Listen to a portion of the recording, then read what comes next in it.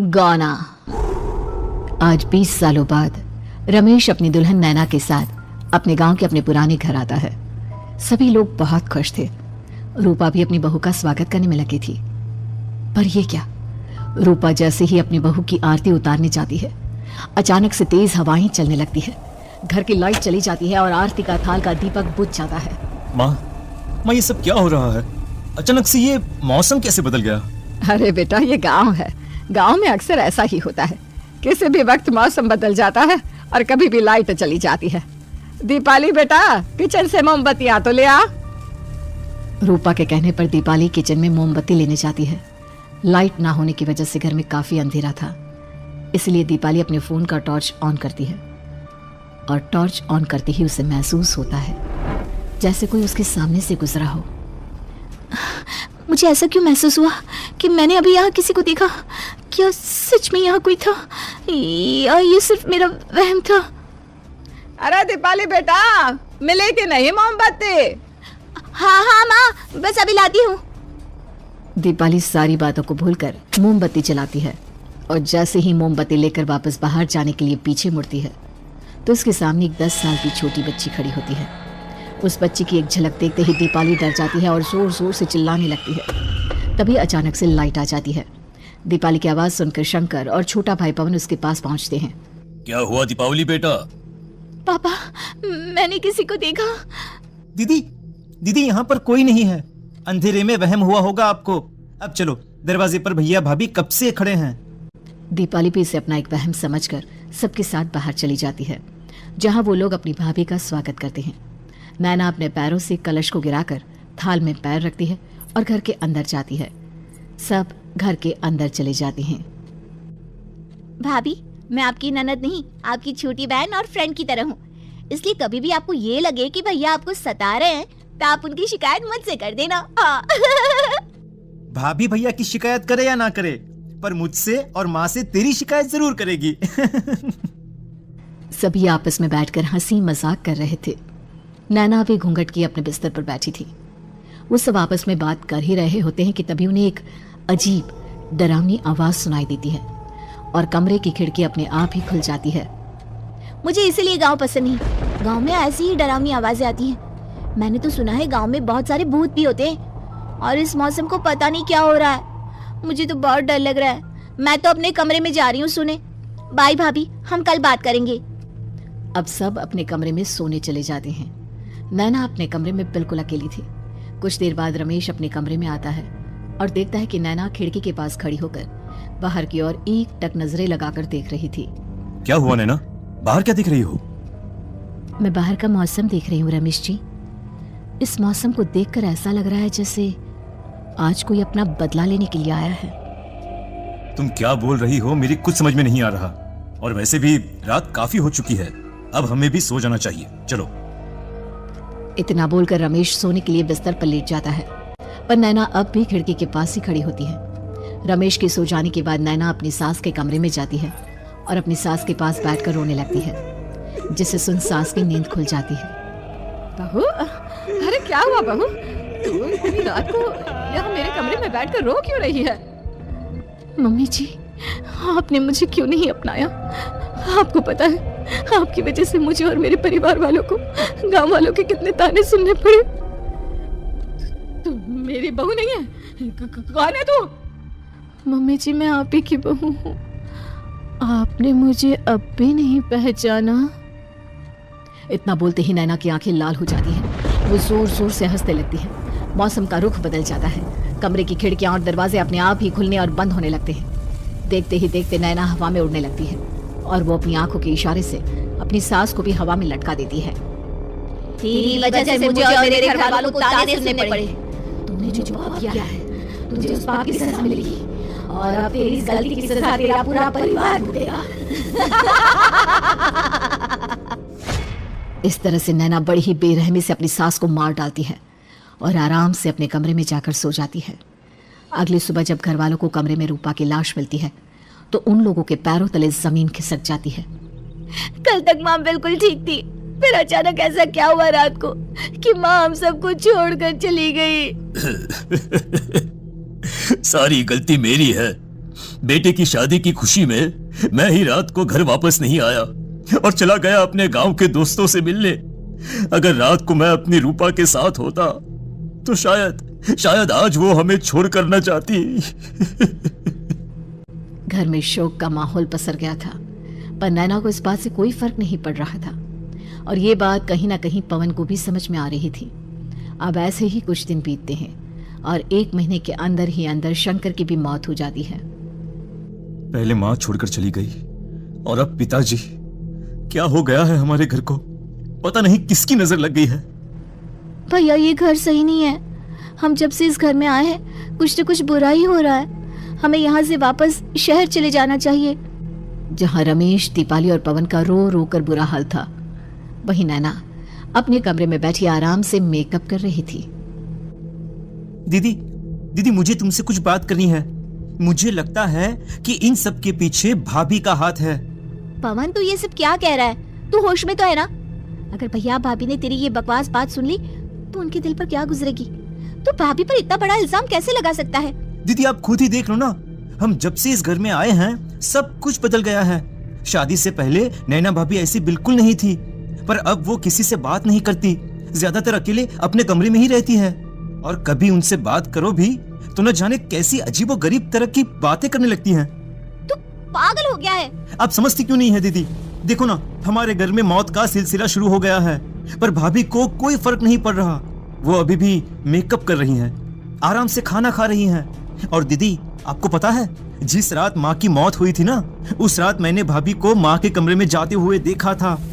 पवन की बातें सुन अब दीपाली के मन में भी शक पैदा होने लगता है और वो इस बारे में रमेश से बात करती है।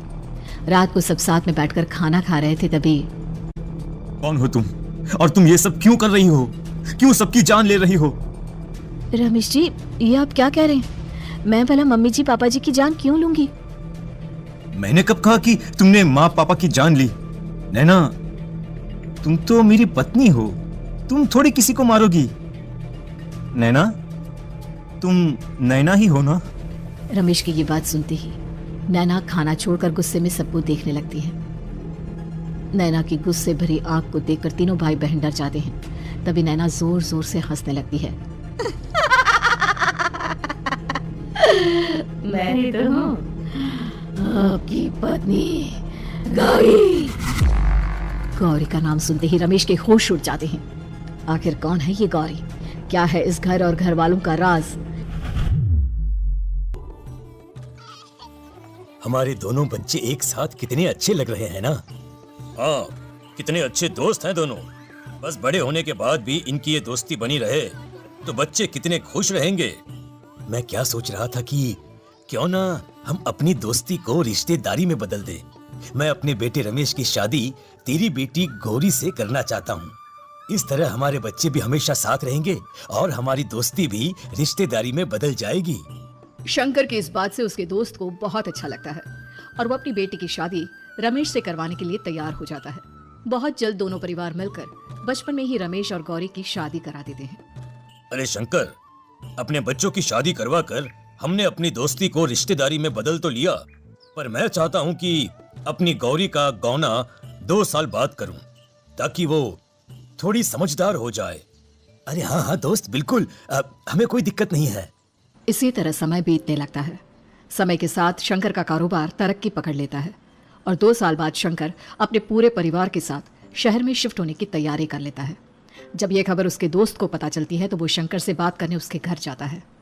शंकर, 2 साल पूरे हो चुके हैं और अब तू शहर भी जाने वाला है। मैं सोच रहा था कि तेरे शहर जाने से पहले गौरी का गौना कर दूं ताकि तू अपनी बहू को अपने साथ लेकर जा सके। ये तो कैसी बातें कर रहा है? रिश्तेदारी बराबरी वालों से होती है और वैसे भी अब मैं, मेरा बेटा या मेरा परिवार कोई भी इस रिश्ते को नहीं मानता। ये तू कैसी बातें कर रहा है दोस्त? जब हमने अपने बच्चों की शादी करवाई थी तब हम दोनों ही एक बराबर थे। पिछले 2 साल में तेरा कारोबार थोड़ा सा अच्छा क्या चल गया तो पुराने रिश्ते ही तोड़ देगा। देख भाई, ऐसा मत कर। अगर तूने मेरी बेटी को अपनी बहू के रूप में नहीं अपनाया तो कोई भी मेरी बच्ची से शादी नहीं करेगा। अरे उसकी जिंदगी बर्बाद हो जाएगी। यार देख, वैसे भी बाल विवाह तो कानून मान्यता नहीं देता, फिर मैं कैसे दे दूं? तू अपनी बेटी के बड़े होने पर उसकी शादी किसी दूसरे लड़के से करवा देना।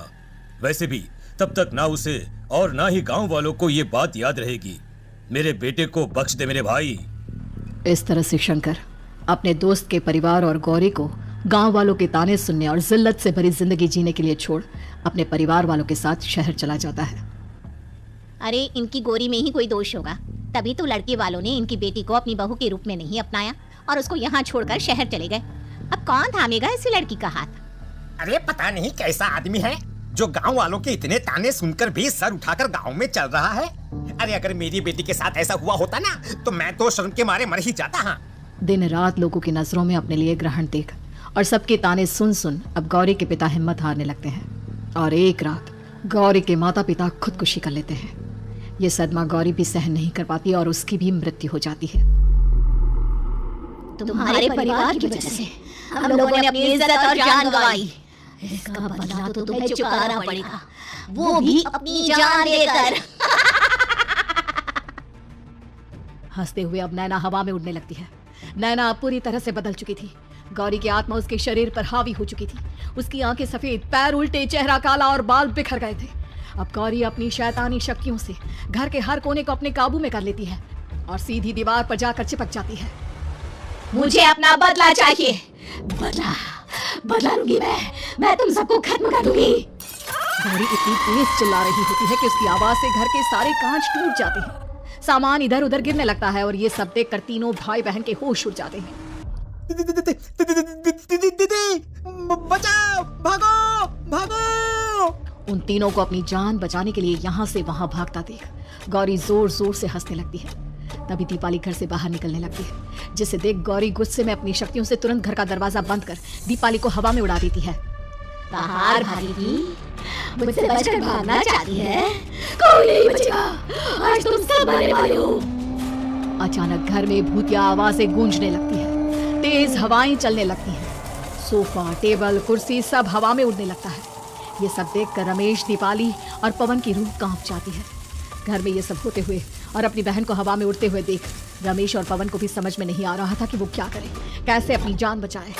इतने में गौरी अपनी आंखें दीपाली की तरफ करती है और अपनी शैतानी शक्तियों से उसका गला दबाने लगती है। भागने का बहुत शौक है ना, अब मैं तुझे इस दुनिया से ही भगा दूंगी। इतना बोलकर गौरी दीपाली को उठाकर फेंक देती है और दीपाली दीवार से टकराकर नीचे गिर जाती है। दीपाली के पूरे शरीर में चोट के निशान होते हैं और वो उठ भी नहीं पाती। दोनों भाई भागते हुए अपनी बहन के पास जाते हैं। ये तो बस शुरुआत है, मैं तुम तीनों को दरबार मारूंगी। अरे अरे, पर हमने क्या किया है? हम तीनों भाई बहन तो निर्दोष हैं। गलती तो हमारे माता पिता ने की थी और उन्हें तुम पहले ही मार चुकी हो, फिर हमारे पीछे क्यों पड़ी हो? पवन के इतना बोलते ही गौरी एक हवा के झोंके की तरह उसके पास आती है और उसका गला पकड़कर उसे हवा में उठा देती है और रमेश को गुस्से भरी नजरों से देखती है। गलती मेरे परिवार की नहीं, बदला को बड़ा बड़ा, मैं किसी को नहीं छोड़ूंगी। गौरी पवन को हवा में उछाल देती है, जिस पर कमरे की छत से टकराकर जमीन पर आकर वो गिरता है। उसके सर और शरीर पर जगह जगह चोट लग जाती है और खून बहने लगता है, जिसे देख अब रमेश से चुप नहीं रहा जाता। गौरी, तुम्हारा गुनहगार मैं हूँ। तुम्हारी शादी मुझसे हुई थी। अगर तुम्हें बदला चाहिए तो मुझसे लो। मेरे भाई बहन को छोड़ दो। तुम मुझे मार दो। मरना तो सबको पड़ेगा। अरे पर इसमें उन दोनों की कोई गलती नहीं है। प्लीज, मैं मानता हूँ कि तुम और तुम्हारे परिवार के साथ जो कुछ भी हुआ वो गलत था, पर गौरी, मैं प्लीज मेरे भाई बहन को छोड़ दो। उन्हें तो इस बात के बारे में कुछ भी पता नहीं है। उनका इस सबसे कोई लेना देना नहीं है। तुम और तुम्हारा परिवार यही चाहता था ना कि मैं तुम्हें अपना लूं। उस समय मैं बच्चा था, मेरे पास इतनी समझ नहीं थी, पर आज मैं तुम्हें तुम्हारे इसी रूप में अपनाता हूं। मेरे साथ जो करना है कर लो, बस मेरे भाई बहन की जान बख्श दो उनकी जान। रमेश की ये बात सुनकर गौरी का गुस्सा थोड़ा शांत होता है। ठीक है, मैं तुम्हारे भाई बहन को नहीं मारूंगी, पर तुम्हें मरना होगा और तुम्हारी आत्मा को मेरे साथ शादी करनी होगी। मुझे मंजूर है। अब रमेश गौरी के साथ छत पर जाता है और छत से नीचे कूद जाता है। रमेश के मरते ही गौरी उसकी आत्मा को अपने साथ ले जाती है और इस तरह से रमेश खुद मरकर अपने भाई बहन को बचा लेता है।